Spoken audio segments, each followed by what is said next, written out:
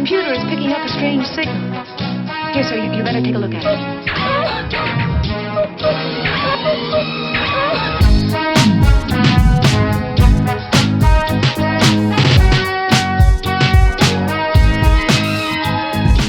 Hello everyone, and welcome to another episode of Life Through a Prism with your host Rob Tierney.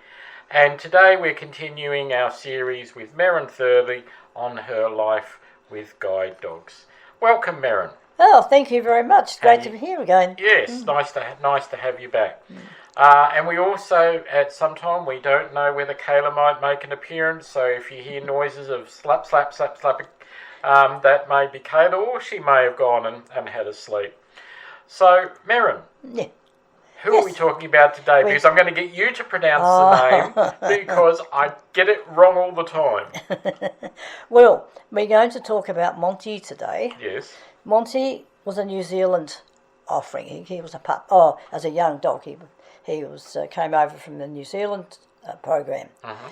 And I had a friend, Keith, who was a New Zealander. And I met him at a MS Society function, and he said, "Oh, who's this?" I said, "This is Monty." I said, I just happened to say to him, "Where is the guide dog section centre in New Zealand?" And he said, "Oh, look, we've got Mighty Monty from Manuira." Oh, well, I said, "Okay." That's the bit, listeners, that Manuira. I just can't get it, no matter how much I try. When did you get Monty? When did he come into your life? Monty came into my life, Australia date, 1999. And yes, he did. So that's 26th of January. That's for right. Those that are not in Australia. Mm-hmm. And as you said, he was from New Zealand. Yes, he was. So was that the sort of the first time that you had a dog from outside Australia? Oh, yes. Was there a reason for that they did that this time? No, so far as I'm aware, that they were offered, and probably I suppose to at least two pups or two young dogs, trained dogs, from a New Zealand service. And I suppose over the years they might have had a few others too, and these probably were the first.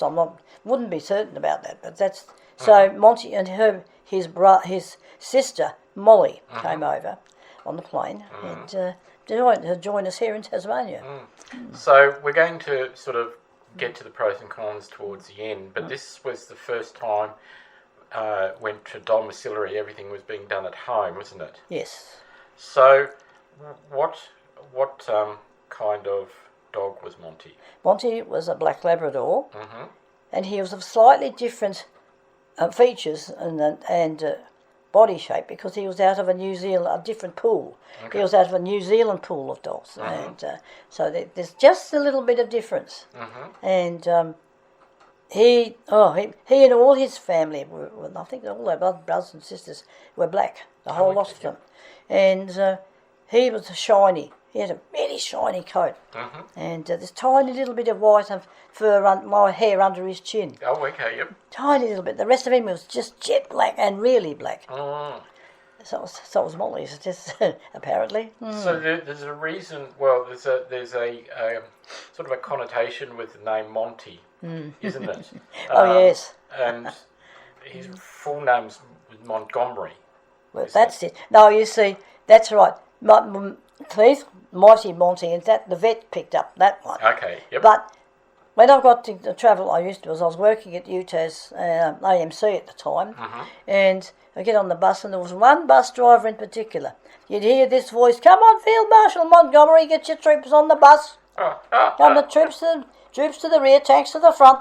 Referring to Monty. Yes. Yeah. So for those because he made his presence felt, you'd mentioned the conversation. Dear. Yes, that's yes, why that's you right. called him Montgomery. So for those that didn't know, Montgomery was a field commander in the Second World War, one of the best known ones. So as you were saying, Monty was making his presence felt. So you had no worries. And you had mentioned that if people were sitting in the bus and he wanted to sit there, he just went. Yep. and packed himself, Yes. as you say. Yes. He never believed in queuing for anything. Mm-hmm. He was always in the front. That. So what he used to do was, I used to catch the express bus about 8:30 in the morning, and there'd be a line up of lads and all the students and what have you, and he'd push in.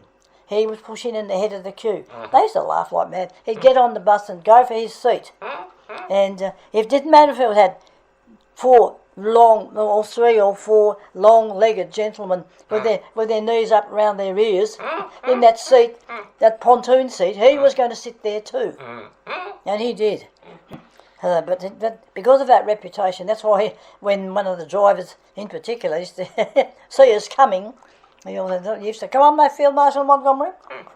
So what were you doing at this point in your life with your Monty? in this point in time in my life, I was working at a student support area in AMC, and for only so many days a week, and I'd go out and on the bus and have my day in their student support area, and that was an upstairs reception area in the library building, and I'd go up into there every day with my pal, and he got a reputation as being a fairly decent counsellor.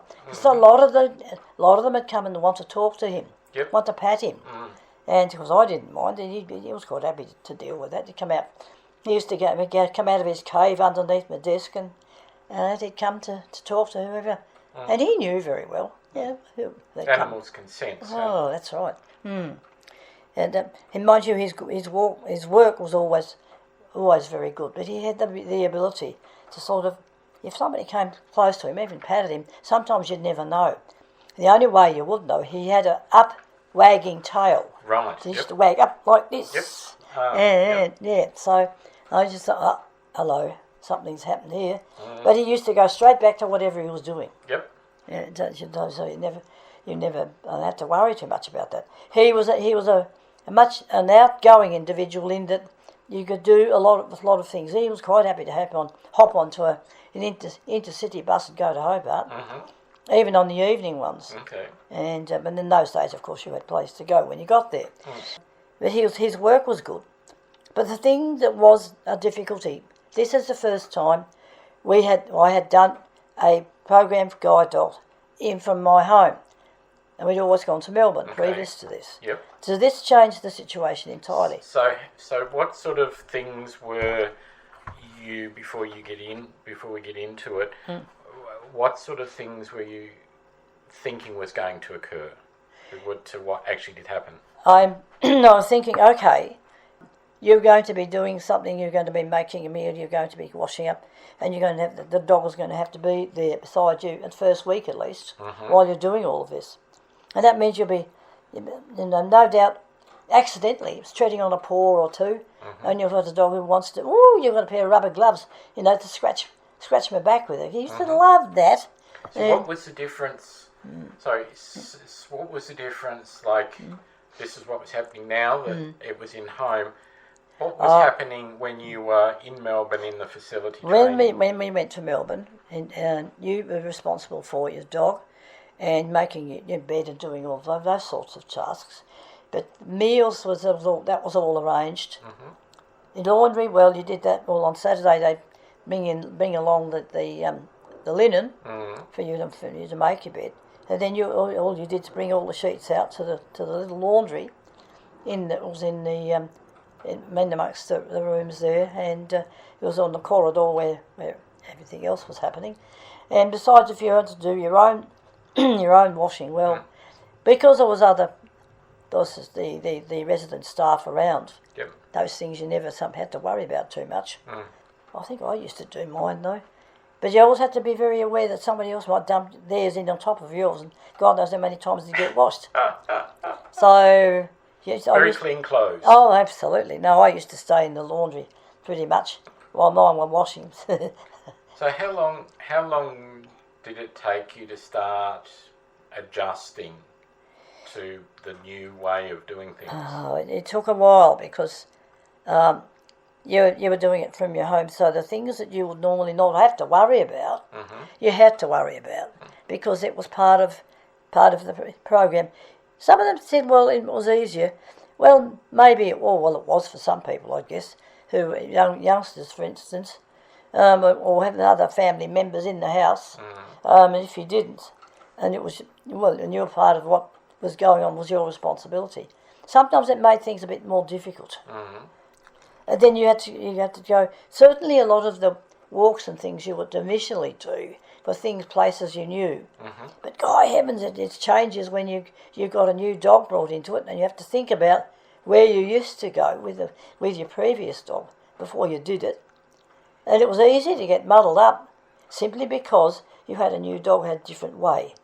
And every time you have a new dog and you keep on, like I did, one after the other, some of the training, some of the methods changed a little bit. And could you give an example of one thing that changed how you did it from? Well, one of the things that changed, obviously, was some of the language. The words you used, the dogs understood. And that was sort of a bit difficult. So they added in a different left-hand turn, for instance, until it spins you nearly all the way around. Yes, or you find right, find left. That was something that we never said in the earlier time. Right, okay. But now I can't stop. I still can't. And I don't know that it is. No, it's not. It's not put into too much of the process now. So I'm actually, as I've always done, I guess, use bits and pieces of everything. And if your dog, when they get to know you, and made it for Kayla it took a little bit of a long time, or for Monty even it took a little bit more longer. It was all there, and you eventually just sort of use what you would normally do. Accumulated knowledge. Accumulated knowledge, that's the stuff. So, is there a funny story about Monty? Oh, that was one that I'd love to tell, because I didn't really believe it till it happened. But because I was involved with an organisation at the time. For a lot of those years, a lot of the Monty years, I was the president. And I went to Hobart, and we were up in the town hall, and there was the reception going on. I don't know. I know I did have to impromptu speak. That happened a lot. We were there, and a lot of other local guide dog people, users, were there as well, and that meant that we had Monty's sister came, Molly came along. And as soon as they met each other, again, they just stopped what we were doing. There'd be a little bit of rah, rah, rah, and then they'd wash each other's faces. We're completely involved in each other and not worrying about all the rest of them that were around. And sometimes there were about half a dozen odd. Yeah, I don't. That was something it was a funny thing to watch, but it's hard to believe. Oh, it did, but it's true. It did happen. So, and that's it. I mean, then he was sort of once they'd done all of that, then they both went on with whatever it is, whoever they were talking to, whoever they were with. They just went on with their own business after that. Initially, hello. So, how long did you have Monty for? Oh, I had Monty from the beginning of 1999 until about April of 2008. I had sensed for a few months before that he was finding it difficult. In fact, we had to go regularly to visit a ophthalmic vet from the mainland who came over to have a look. So, for those that don't know, what is an ophthalmic vet? Is a vet that looks after the eyes. He's an eye specialist for dogs or whatever.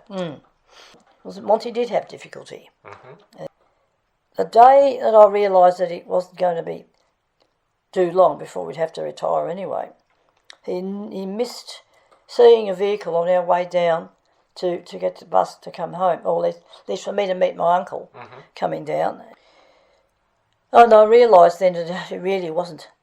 I mean, I was doing all his work for him nearly by then, as much as I could do. You know, they're pretty smart about this sort of thing.